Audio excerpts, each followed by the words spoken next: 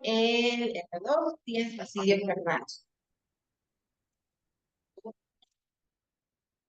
Bueno, a manera de introducción, como recordaremos, hay una regulación respiratoria del equilibrio ácido-base, justamente relacionándolo con lo que vamos a platicar a lo largo de estas diapositivas. La regulación respiratoria principalmente se da bajo tres conceptos: de que hay buffers tanto intra como extracelulares que justamente nos ayudan a modular tanto la concentración de dióxido de carbono como de bicarbonato para regular esa ya sea disminución o alta del pH, así como también la propia función de los pulmones, justamente regulando la excreción de dióxido de carbono y en parte los riñones por la parte del bicarbonato. Como recordaremos, el pH arterial normal es de 7.35 a 7.45. Ahora bien, ¿cómo es que nosotros obtenemos el dióxido de carbono? Generalmente lo obtenemos a partir de dos ácidos, de dos tipos de ácidos. Tenemos los ácidos no volátiles y los ácidos volátiles. Los ácidos no volátiles, que básicamente son los hidrogeniones, en promedio al día se andan produciendo de 70 a 100 milimol por día, comparándolo con los ácidos volátiles, que sería el H2CO3 o bien el ácido carbónico. Y en este caso, al día la producción está alrededor de los 15.000 milimoles de CO2 al día. Ahora bien, regresándonos a los ácidos no volátiles, ¿estos de dónde parten o a partir de qué se generan? Principalmente de aminoácidos. De aminoácidos que contienen azufre, como la cisteína y la metionina, que nos dan el ácido sulfúrico. También las fosfoproteínas nos van a dar el ácido fosfórico. En menor proporción también podemos obtener ácidos no volátiles a través de aminoácidos catiónicos dietéticos como la lisina, la arginina y la histidina, y en menor proporción gracias a ácidos orgánicos como el ácido acético, el ácido láctico y el ácido pirúvico, que en muchas de estas ocasiones se producen de manera anormal. Ahora bien, en cuanto a los ácidos, a los ácidos volátiles, que justamente es mayor su producción comparándolos con los ácidos no volátiles, estos generalmente se producen gracias a la oxidación de carbohidratos y de grasas que obtenemos a través de la dieta. Como recordaremos esta fórmula, el dióxido de carbono junto con el agua nos va a producir el H2CO3 o bien el ácido carbónico, justamente gracias a la anhidraz carbónica. Ahora bien, cuando este se descompone, va a generar hidrogeniones y va a generar el bicarbonato. Entonces, justamente como podemos observar en esta reacción que ocurre, el dióxido de carbono y el bicarbonato tienen mucha relación.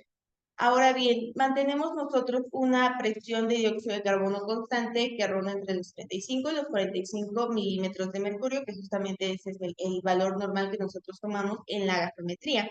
Ahora bien, ¿por qué se mantiene constante esta presión de dióxido de carbono? Justamente por los aumentos en la ventilación minuto a minuto. Es decir, nosotros constantemente estamos ventilando y estamos expulsando cierta proporción de dióxido de carbono de manera constante, a menos que haya alguna irregularidad. Ahora bien, también por otra parte está la excreción de dióxido de carbono, que es principalmente a partir de los pulmones. Ahora bien, esta es una pregunta. ¿Cuál es el principal mecanismo por el cual el dióxido de carbono generado en los tejidos se transporta a los pulmones para su excreción? A ver, ¿me ayudas? Ahí, ahí. Diego.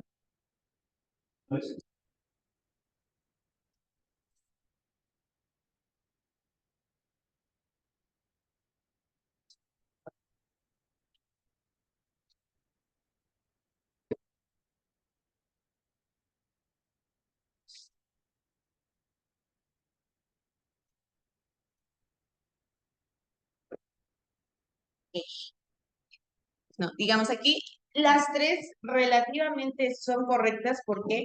Porque cada una sí se tiene como cierta proporción de dióxido de carbono para transportar. Sin embargo, en esta que estamos preguntando, el principal mecanismo por el cual se está transportando para ser eliminado a través de los pulmones es el como bicarbonato en el plasma. Y justamente lo explicamos con este diagrama. El dióxido de carbono, una vez que entra a los tejidos, pues digamos, tiene como tres vías a través de las cuales se puede transportar. La principal es la que vamos a observar en el número 3, que es justamente el 80% de su transporte que va a ser como bicarbonato. ¿Ok? Cuando el dióxido de carbono ingresa a los eritrocitos, este se conjuga con el agua y justamente nos da el ácido carbónico. Posteriormente se produce los hidrogeniones, el bicarbonato, y este bicarbonato hace un intercambio con el cloro. Es decir, el bicarbonato sale del eritrocito mientras que el cloro entra. ¿Justamente para qué? Para seguir facilitando el transporte del dióxido de carbono, que va a ser a través del bicarbonato. Ahora bien, otras vías que tiene el dióxido de carbono para transportarse va a ser como carbamino unido a la hemoglobina. Esto va a representar el 10%. Y por otra parte, suelto directamente en el plasma, que va a representar el otro 10% de esta proporción. Y justamente, digamos, es la misma reacción que hemos estado observando a través de la anhidrasa carbónica, que se crea el ácido carbónico, posteriormente los hidrogeniones y posteriormente el bicarbonato. Ahora bien, en cuanto a la presión parcial de dióxido de carbono, esta va a ser directamente proporcional a la producción de dióxido de carbono. Justamente tiene bastante lógica, ¿no? Nosotros generamos cierta presión de dióxido de carbono y entre más dióxido de carbono nosotros estemos generando, pues mayor va a ser su presión. Ahora bien, esta presión va a ser inversamente proporcional a la ventilación alveolar. Es decir, entre más ventilación haya y más expresión de dióxido de carbono haya, es obvio que se va a disminuir la concentración y por lo tanto la presión del dióxido de carbono. Ahora bien, como podemos, y esto justamente lo explica esta fórmula, que la presión de dióxido de carbono es igual a acá por el volumen de dióxido de carbono entre la ventilación alveolar. K es una constante de proporcionalidad, la BC2 es el volumen de producción de dióxido de carbono y la BA es la ventilación alveolar. Por lo tanto, cuando nosotros mantenemos un volumen de dióxido de carbono constante, es decir, que no hay nada que esté ya sea aumentando y disminuyendo el dióxido de carbono, pero la ventilación alveolar se aumenta, es decir, a través de las respiraciones, entonces vamos a estar expulsando este dióxido de carbono, va a estar disminuyendo la presión de dióxido de carbono y por lo tanto el ambiente se va a volver alcalino y va a aumentar el pH.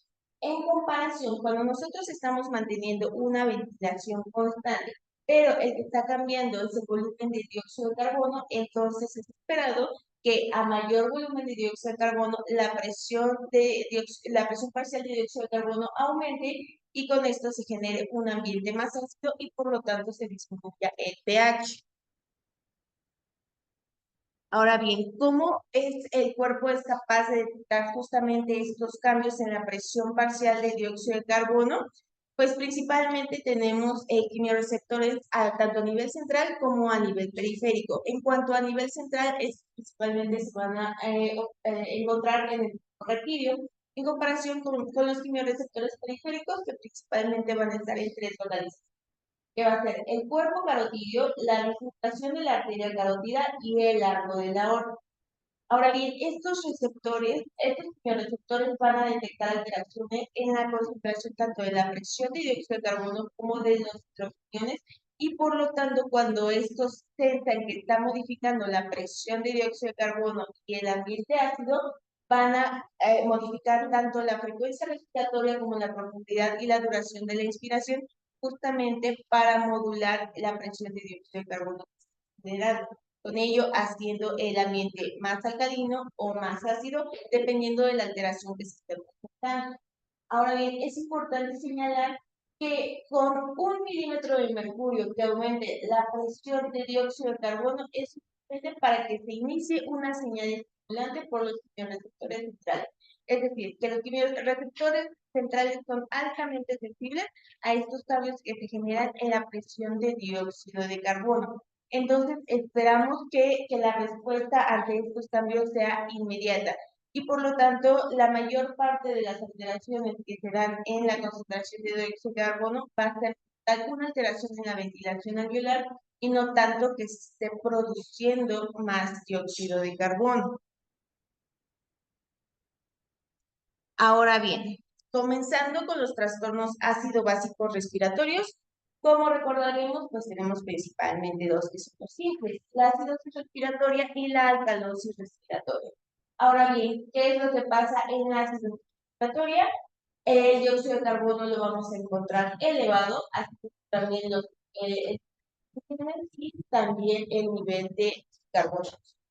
¿Cuál va a ser la compensación respiratoria tanto de la acidosis como de la alcalosis? Pues no va a haber, justamente ¿por qué? Porque la respiración es lo que está generando como tal el problema, entonces no va a haber una compensación respiratoria. Sin embargo, sí va a haber una compensación renal. En el caso de la acidosis respiratoria, ¿cómo se da esta compensación renal? ¿Cómo se da esta disminución del pH? Pues básicamente va a ser aumentando la reducción del bicarbonato. Ahora bien, en cuanto a la alcalosis respiratoria, el dióxido de carbono es el que se va a encontrar disminuido, al igual que el nivel de hidrogeniones y el nivel de bicarbonato. Con esto, de igual manera, no vamos a tener ninguna compensación respiratoria. Sin embargo, la compensación renal va a ser disminuir la reabsorción de bicarbonato justamente para modular el ambiente alcalino que estamos teniendo.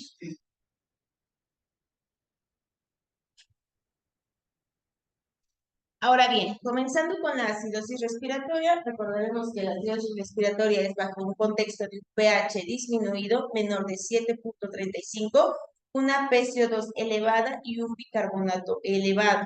Ese es el trastorno simple. Ahora bien, ¿cuáles son los mecanismos que subyacen a esta acidosis respiratoria? Básicamente, en primer lugar, va a ser que como tal hay un aumento de la producción de dióxido de carbono. Esto puede ser generado por diversas causas. Dentro de las principales o dentro de las que más estamos en contacto con nosotros, pues va a ser el caso de fiebre, de sepsis, de estados hiperdinámicos, también de una ventilación insuficiente o afectada que justamente va a disminuir la excreción de dióxido de carbono y con eso nos va a generar hipercapnia. Ahora bien, también puede ser bajo el contexto de alteraciones en el intercambio de gases en los capilares pulmonares. Este principalmente se va a dar en alguna enfermedad pulmonar restrictiva que justamente disminuya la excreción de dióxido de carbono, como cuáles, como el EPOC, como la fibrosis pulmonar, como la embolia pulmonar, alguna neumonía, también afectación de la difusión de gases a través de la membrana del capilar. Ahora bien, también y justamente relacionado con la cuestión respiratoria, hay una normalidad de la función de la pared torácica y músculos respiratorios, donde nos puede generar un estado de acidosis respiratoria.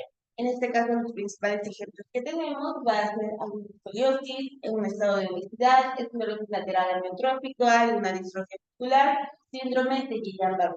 Justamente, ¿por qué? Porque de igual manera y como los otros dos mecanismos, van a disminuir la excreción de dióxido de carbono y eso en general nos va a hacer estar en un ambiente ácido.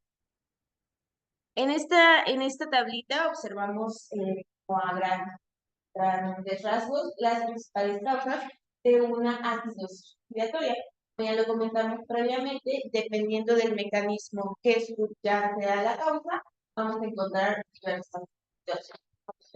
Puede ser respiratorio a nivel central, generado también principalmente por fármacos, como los opioides, los barbitúricos, alguna lesión en el sistema nervioso o justamente terapia de oxígeno que inhibe a los receptores periféricos y por lo tanto nos está pensando ese cambio en el dióxido de carbono. Ahora bien, también va a ser en cuanto a los respiratorios, como ya lo habíamos comentado, síndrome de Barré, poliomielitis, angina gravis, esclerosis trópica, por obstrucción, como por ejemplo aspiración del extraño, apnea del sueño, un síndrome de hipoventilación muscular de la obesidad, una lingoespasmo y como tal alguna alteración en el intercambio gaseoso como un síndrome agudo respiratorio, EPOC, neumonía o un edema pulmonar. De igual manera, esta es otra tablita en donde observamos más causas de las que nos puede estar generando la acidosis respiratoria, que como lo podemos observar de igual manera en la primera tablita, van a ser los principales 4 mecanismos que tenemos por los cuales se puede generar una acidosis respiratoria. Ahora bien, obviamente en el contexto de una acidosis respiratoria, tenemos que una retención de dióxido de carbono. Nosotros, igual, ya viendo como las causas subyacentes y los mecanismos subyacentes que nos están generando la retención de dióxido de carbono, vamos a estar en el contexto de una hipoventilación. Cuando nosotros estamos ventilando menos, entonces estamos favoreciendo que el dióxido de carbono esté acumulando de cuerpo. Por lo tanto, va a aumentar la presión de dióxido de carbono. Esto va a hacer que disminuya el pH y por lo tanto el aumento de este pH también va a desencadenar el mecanismo regulador del bicarbonato. Ahora bien, dentro de la neutralización del exceso de dióxido de carbono, esto va a ser principalmente en el intracelular. Como tal, el exceso de dióxido de carbono que se está generando se va a desencadenar que aumente tanto el hidrógeno como el dióxido de carbono. Sin embargo, obviamente, estamos en un contexto de una acidosis. Nosotros generamos más hidrogeniones, esto nos puede favorecer aún más el estado ácido. Entonces, por lo tanto, se tienen que neutralizar estos hidrogeniones de más que estamos produciendo. Estos van a ser neutralizados particularmente por proteínas extracelulares y también por fosfatos orgánicos. Como ya habíamos comentado al inicio, una compensación respiratoria en este contexto de un trastorno respiratorio ácido-base, pues no va a existir, solo va a ser la compensación renal, que comparándolo con la compensación respiratoria va a ser mucho más tardado, incluso puede tardar algunos días en desencadenarse, bueno, observarse esta compensación. Ahora bien, en una acidosis aguda, generalmente pues aquí aún no se ha producido la compensación renal, entonces el pH todavía tiende a la baja en comparación con una acidosis crónica en la cual ya se está generando una compensación renal, por lo tanto se va a estar aumentando el carbonato, tratando de modular ese ambiente ácido que estamos teniendo, por lo tanto normalizando la relación entre el bicarbonato y el dióxido de carbono y también el pH. Como podemos observar en la fotografía, el pH va a tener más el logaritmo del bicarbonato en el dióxido de carbono. En el contexto de la respiratoria, el bicarbonato tiene que aumentar justamente como a manera de la compensación renal, en tanto que el aumento del dióxido de carbono, como tal, va a ser el.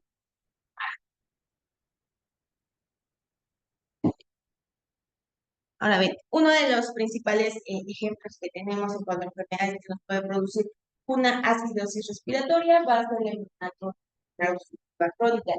En este contexto es una de las principales causas de acidosis respiratoria, la cual tiene alta morbilidad. Pues principalmente los pacientes que tienen EPOC, justamente por esta situación restrictiva que tienen, van a disminuir la excreción de dióxido de carbono. Esto va a ser principalmente debido al aumento del impacto muerto, a la obstrucción de las líneas respiratorias y también a la excreción de la interfaz capilar-alveolar.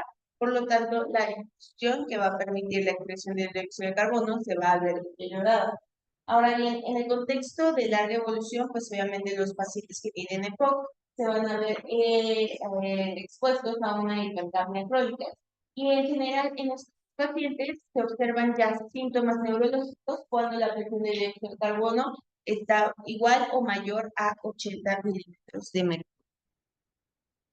Ahora bien, dentro de las manifestaciones clínicas que podemos observar en una acidosis respiratoria, pues de primera instancia hay que tomar en cuenta que va a depender también de la causa subyacente que nos está conduciendo a esta acidosis respiratoria. Sin embargo, cuando nosotros estamos en el contexto de una acidosis respiratoria aguda, principalmente en el paciente vamos a observar confusión, ansiedad, voces, convulsiones, miotonía, la depresión progresiva del nivel de conciencia y ya hay mayor riesgo de que se caiga en estado de coma cuando la presión de dióxido de carbono está por arriba de 60 milímetros de mercurio. Ahora bien, cuando un paciente está en una acidosis respiratoria crónica, generalmente ya va a tener alguna adaptación, como también ya lo hemos estado observando en los trastornos electrolíticos, que en el contexto de un trastorno crónico, pues el paciente ya va desarrollando mecanismos adaptativos. Ahora bien, en cuanto a la crónica, podemos observar alteración del sueño, pérdida de memoria, somnolencia diurna y también la predominancia de las alteraciones motoras, las cuales pueden ser temblor, asterixis, contracciones musculares. También hay algo que se llama encefalopatía hipercápnica, que justamente se va a dar, ¿por qué? Porque la presión de dióxido de carbono está elevada. En este contexto, el paciente va a generar un cuadro de irritabilidad asociado a cefalea, a confusión, a apatía y ansiedad.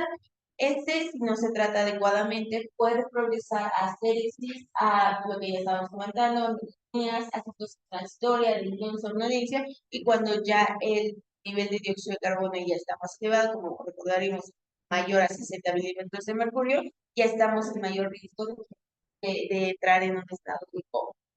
Ahora bien, obviamente el dióxido de carbono tiene diversas funciones y más elevado es el dióxido de carbono, este también va a tener efectos vasculares. Dentro de los principales va a ser que va a disminuir la contractilidad miocárdica, va a generar una vasodilatación sistémica, la atenuación de los efectos de las catecolaminas, tanto endógenas como exógenas, y por lo tanto esto nos va a generar un estado de inestabilidad cardiovascular, de arritmias y por lo tanto de muerte. Ahora bien, dentro del abordaje de una acidosis respiratoria, y como también ya lo hemos visto en los trastornos metabólicos, lo primero va a ser obtener una adecuada historia clínica y exploración física, principalmente tratando de identificar la causa que nos está generando la acidosis respiratoria. ¿Por qué? Porque, como lo veremos más adelante, el tratamiento principal va a ser tratar la causa subyacente. De lo contrario, pues la acidosis respiratoria puede perpetuarse. Ahora bien, pues ya uno pasaría a obtener la dosimetría arterial, en donde nosotros ya vamos a identificar adecuadamente el trastorno respiratorio y también dependiendo si se trata de un trastorno simple o ya se trata de un trastorno. Ahora bien, también es importante determinar si la compensación es adecuada, principalmente esto con el fin de identificar si solo es un trastorno primario o bien si también está asociado a algún otro trastorno. Y pues abordar la causa subyacente. Particularmente, pues esto ya va a depender de la causa o de la enfermedad subyacente que nos esté generando la acidosis respiratoria. Y aparte de la gasometría, podemos incluir algunos otros estudios que nos van a facilitar tanto el diagnóstico de la causa subyacente como eventualmente también su manejo. En este caso, y como ya lo hemos visto anteriormente en cuanto a las causas que nos generan una acidosis respiratoria, principalmente van relacionados con la cuestión pulmonar. Entonces, estando en este contexto, pues tenemos entendido que los principales estudios que nos van a ser útiles va a ser, por ejemplo, la espirometría, también en el contexto de una enfermedad crónica, la capacidad de difusión del monóxido de carbono, volúmenes pulmonares, obtener la peroxidación arterial y la saturación arterial de oxígeno. Ahora bien, aquí tenemos una tablita donde nos muestra las respuestas compensadoras que están esperadas. Primero vamos a centrarnos en la acidosis respiratoria, que dependiendo si es aguda o crónica, va a variar la compensación, el nivel de compensación que nosotros esperando. Ahora bien, en una acidosis respiratoria aguda, donde como recordaremos, tanto el dióxido de carbono como el carbonato están elevados, por cada 1 milímetro de mercurio se eleve el dióxido de carbono, estamos esperando que la compensación sea de 0.1 miliequivalentes por litro de bicarbonato. O bien ya tapándola como a manera general, igual algunas biografías de los libros, como que lo expanden un poquito, por cada aumento de 10 milímetros de mercurio del dióxido de carbono, vamos a estar esperando una respuesta compensadora de 1 equivalente de bicarbonato. Entonces, justamente esta tablita nos ayuda a identificar qué es lo esperado de respuesta compensadora, particularmente el bicarbonato que nosotros estamos esperando. Y dependiendo si es mayor o menor, también nosotros podemos identificar ya un trastorno mixto. Ahora bien, en cuanto a una acidosis respiratoria crónica, en este caso, por cada 1 milímetro de mercurio que aumente la PCO2, estamos esperando que la respuesta compensadora del bicarbonato sea un aumento de 0.4 miliequivalentes por litro, expandiéndolo. Por cada 10 milímetros de mercurio que se aumente la PCO2, estamos esperando que aumente el bicarbonato 4 miliequivalentes por litro. ¿Okay? Lo de la acidosis respiratoria lo abordaremos. en breve. Y ahora bien, en cuanto a la acidosis respiratoria y su tratamiento, pues como ya les comentaba anteriormente, el punto de partida del tratamiento de la acidosis respiratoria va a ser tratar la causa subyacente. Cuando nosotros tratamos la causa subyacente, obviamente estamos disminuyendo y estamos controlando ese factor desencadenante que nos está generando este ambiente ácido. Con esto logramos la restauración de la ventilación alveolar adecuada. Obviamente, estando en el contexto de un aumento de la presión de dióxido de carbono, que no estamos facilitando su expresión, pues algunos pacientes pues, se van a beneficiar de ventilación mecánica, ya sea tanto invasiva como no invasiva. También es importante, como ya lo habíamos comentado anteriormente, particularmente en los trastornos crónicos, en donde el paciente ya ya adaptó su cuerpo a ese estado crónico de acidosis respiratoria. Aquí tenemos que evitar una rápida corrección de la hipercarbia. ¿Por qué? Porque en contrario podemos generar alguna complicación de alcalosis respiratoria aguda, como cuáles particularmente relacionadas con el aparato cardiovascular. Aumentamos el riesgo de arritmias, de disminución de la presión cerebral y también de convulsiones. Por lo tanto, aumentamos el riesgo de que se genere más, de que se exacerbe el cuadro. Y también, pues, igual relacionado con el punto anterior, la disminución gradual del impacto de la acidosis respiratoria va a ser muy importante. Ahora bien, algunas indicaciones para la ventilación mecánica no invasiva, el paciente tiene que cumplir por lo menos una de las siguientes. En este caso, estar en un contexto de asistencia respiratoria donde la presión está mayor o igual a 45 milímetros de mercurio y un pH menor o igual a 7. O bien tener una disnea severa con signos clínicos que sean sugestivos de fatiga muscular, de incremento en la respiración o de ambos, así como también el uso de la alimentación. En general, cualquier dato de respiratoria que esté mostrando nuestro paciente. Así como también una hipoxemia persistente y justamente que dentro de los. Y ahora bien, en cuanto a la ventilación mecánica asistida y más invasiva, cuáles son los criterios que nosotros tenemos para utilizar esta estrategia, va a ser un paciente en estado de coma, en obnubilación severa, una hipercapnia extrema, es decir, una PCO2 por arriba de 80 de mercurio, y una acidemia severa con un pH menos de 7.10. Ahora bien, pasando a la alcalosis respiratoria, pues esto justamente va a ser el contexto de un ambiente alcalótico con un pH elevado, es decir, más de 7.45, con una disminución de la PCO2 y una disminución del bicarbonato. Ahora bien, esta alcalosis respiratoria es uno de los trastornos básicos más frecuentes, particularmente en los pacientes en estados críticos o que se encuentran en unidad de cuidados intensivos. Esta, al contrario de la acidosis respiratoria, está afectada por una hiperventilación en donde se va a estar condicionando una pérdida excesiva de dióxido de carbono.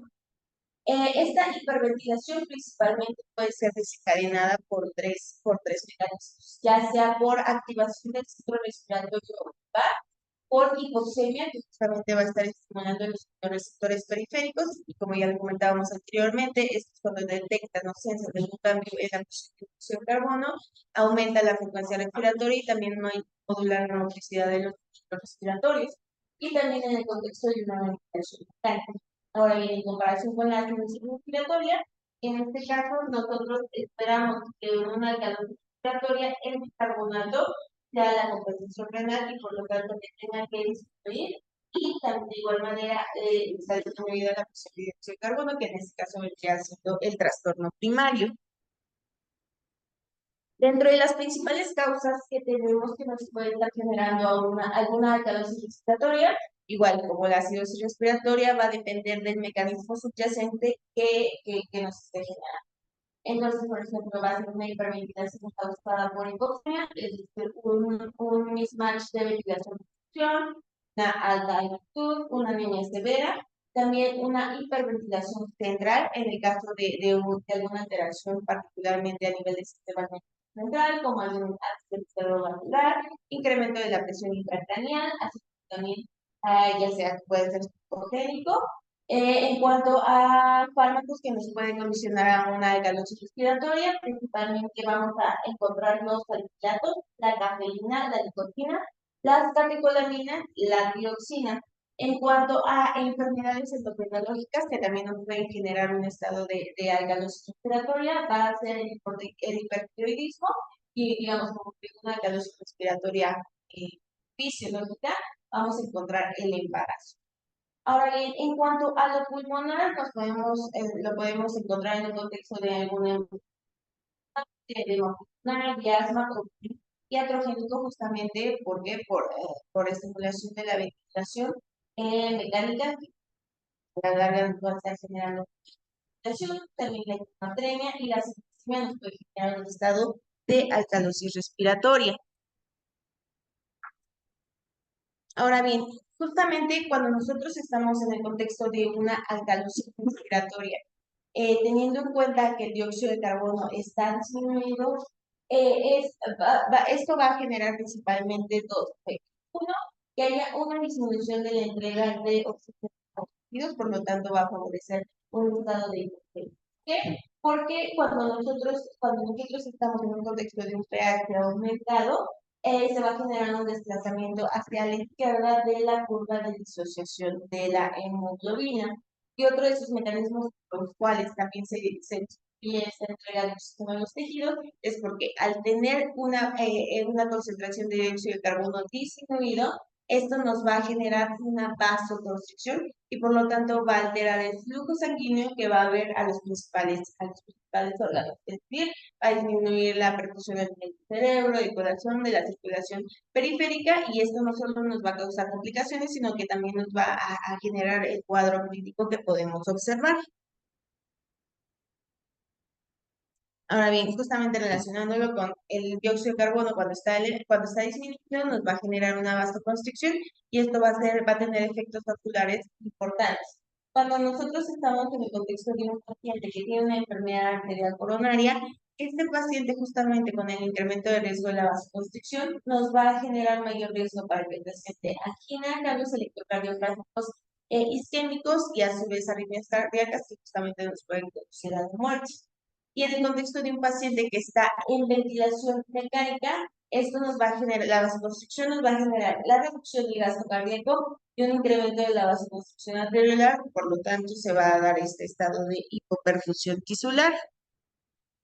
Y ahora bien, dentro de las principales manifestaciones clínicas, va de la mano con lo que comentábamos en cuanto a la acidosis respiratoria, que también va a depender del mecanismo que nos esté generando la alcalosis.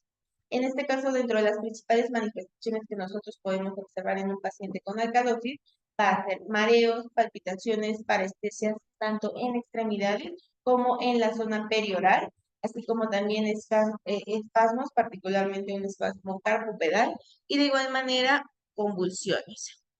Ahora, uno de los principales ejemplos que tenemos es una toxicidad por salicilatos, que es una de las principales causas de alcalosis respiratoria.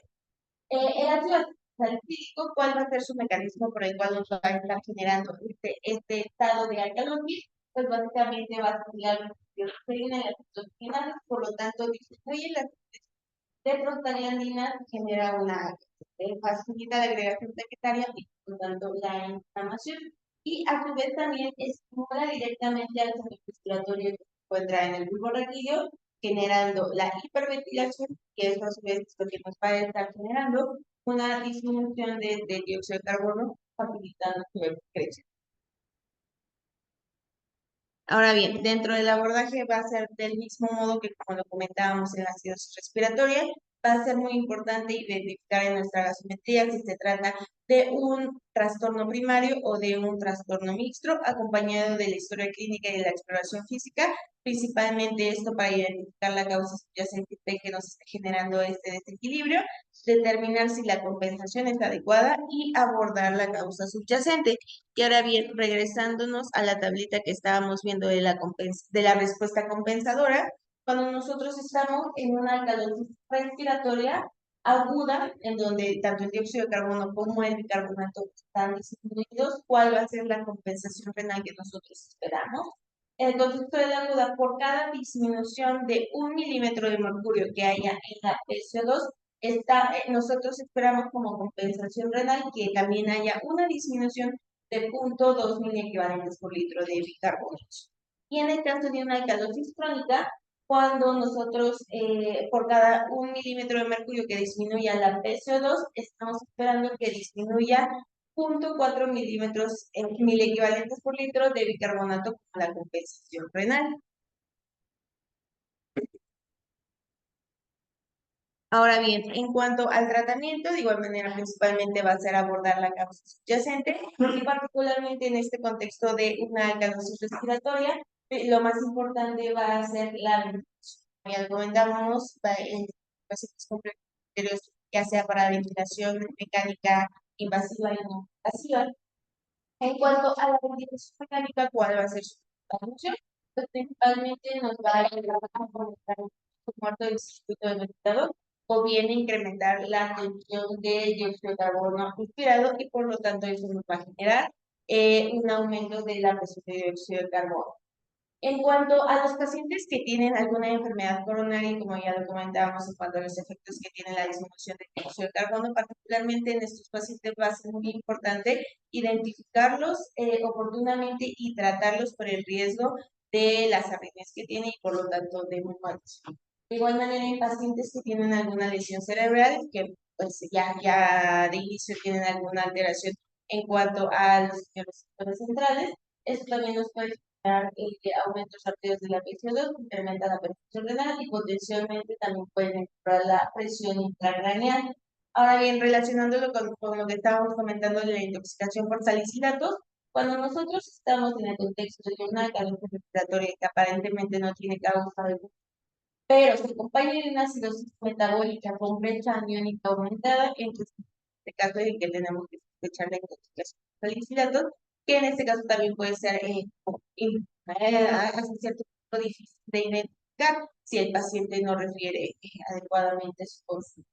Entonces, en este caso de una intoxicación por salicilatos, lo principal va a ser por resistente sistémica, alcalinizar el pH urinario y ya en ciertos casos ya se puede hacer el hemodiálisis, particularmente con críticas mayor de 80. Bien, cuando ya estemos en un contexto de una toxicidad clínica severa, que justamente lo vamos a observar a través de la presentación clínica del paciente. Ahora bien, justamente para terminar, también como luego tenemos duda de si la gasometría arterial se puede comparar con el uso de una gasometría venosa, pues en cuanto a la presión de dióxido de carbono que hay tanto en el sistema venoso como en el sistema arterial, se han observado diferencias en promedio que van desde 3,3 hasta 8,6 milímetros de mercurio. Ahora bien, ¿cuál es como un contra de utilizar una gasometría venosa? Es que se ha observado que las muestras venosas sí difieren considerablemente de las arteriales por un rango de magnitud y en general son menos precisas que las que se adquieren a través de una gasometría arterial. Ahora bien, ¿cuál es como uno de sus pros para utilizarlo? Es que tanto la gasometría venosa como la presión de dióxido de carbono venoso se pueden relacionar de manera confiable y en general pues siguen una misma tendencia de la distribución del carbono. Ahora bien, también hay que tomar en cuenta factores que pueden como modificar los resultados que aparecen tanto en la gasometría arterial como en la gasometría venosa, que hacen que la gasometría arterial siempre sea de elección, es que hay un incremento de la tasa metabólica celular, también se puede modificar por hiperventilación y el tiempo que la muestra de sangre estuvo fuera y la exposición al aire. En general, cuando nosotros tomamos una gasometría arterial, cuando nosotros no la colocamos en alguna superficie fría, tenemos hasta 5 minutos para llevarla a que se analice. Obviamente también puede cambiar su composición y cuando nosotros lo colocamos sobre una superficie fría, incluso podemos esperar hasta 1 hora para su análisis. Y en este algoritmo, como que acabamos de ver, en donde cuando nosotros estamos en el contexto de algún trastorno ácido base, pues lo primero siempre va a ser obtener una historia clínica adecuada, acompañada de la exploración física a través de una gasometría arterial obtener los niveles de pH, de dióxido de carbono, y con esto irnos a se trata de un estado caótico o de un estado tóxico. Y con esto ayudamos a clasificar, igual dependiendo de los niveles tanto de bicarbonato como de carbono, si se trata de un trastorno metabólico. Ahora bien, el siguiente paso sería justamente ver si la respuesta compensadora está en lo adecuado. Si, base la tableta que acabamos de ver, si el bicarbonato ya se está disminuyendo o está aumentando, digamos, proporcionalmente a las alteraciones que están habiendo en el dióxido de carbono. También va a ser muy importante medir el daño gas, como lo vemos en esta fórmula, va a ser el sodio menos el cloro más el bicarbonato. Esto también con el metabólico nos va a ayudar a identificar los que tienen un gas elevado, tienen un gas.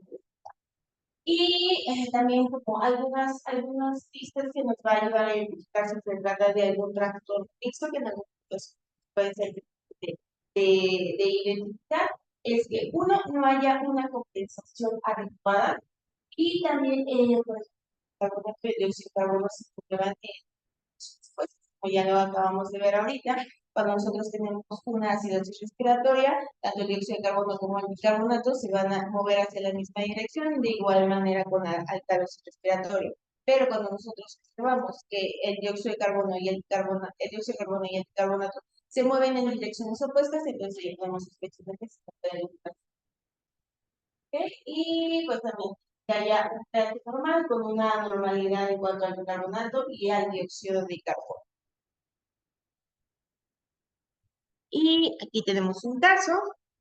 Tenemos una paciente femenina de 37 años de edad que cuenta con los siguientes valores en sangre arterial. Tenemos un pH de 7,33, un bicarbonato de 36 y una PCO2 de 70 mercurio. Entonces, a ver, Gerard, ¿cuál es el trastorno ácido básico del paciente?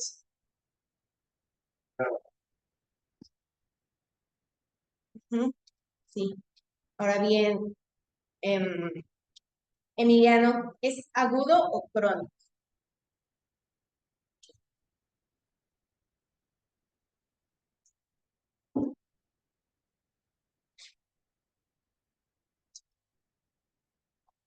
Pues, en este caso, digamos, como de donde lo saqué, el estado estaba era un episodio crónico, y justamente esto lo podemos observar aquí se me olvidó ponerlo, pero la tablita de relación en cuanto al pH y al dióxido de carbono y los cambios del bicarbonato que hay. Pero en este caso sería un trastorno crónico. Y con base en estos resultados que tenemos en la gastroscopia arterial, se trata de un trastorno simple o mixto. Sara,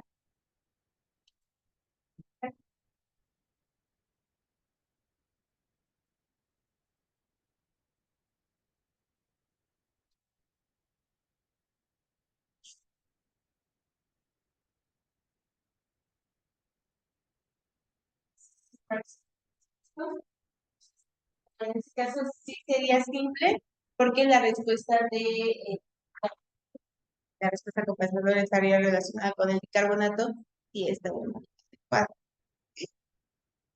Y a manera de conclusiones, pues en cuanto a la acidosis respiratoria, observamos puede ser causada por diversos mecanismos, ya sea por una disminución del respiratorio, por algún problema en la mecánica respiratoria o bien alguna, por ejemplo, o la y la causa respiratoria es causada principalmente por cualquier circunstancia,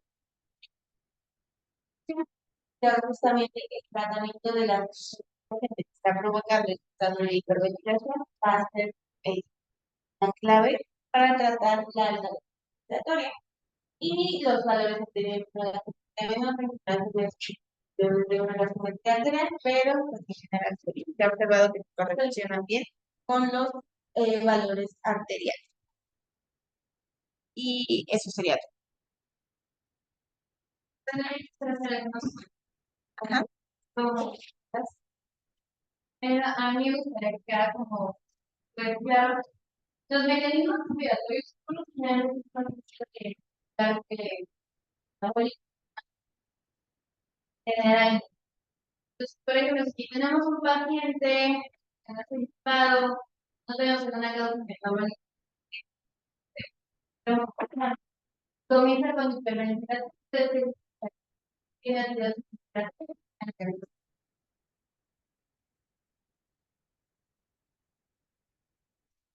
Hay que recordar que también con la membrana alveolar con más fácil el CO2 que el oxígeno, entonces encima de respirar rápido con la entonces, no sé si ha visto en las películas que están consumiendo una bolsa de cartón ahí para que despierta, que sabes que todo está perdiendo como lo tengo.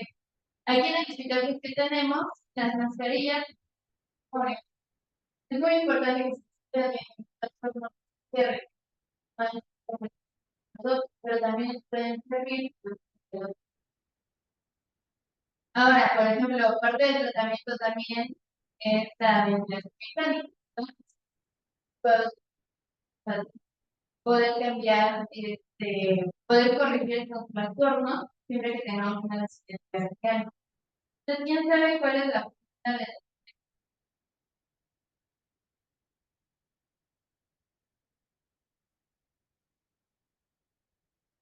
de la respiratoria?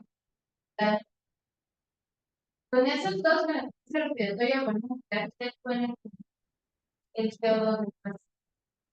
Ustedes son la frecuencia respiratoria no nos da que es un problema de salud.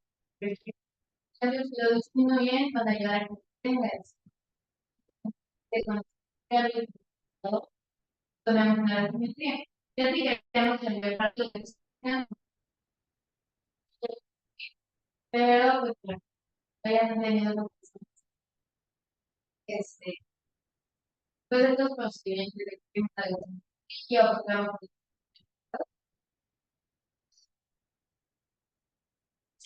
que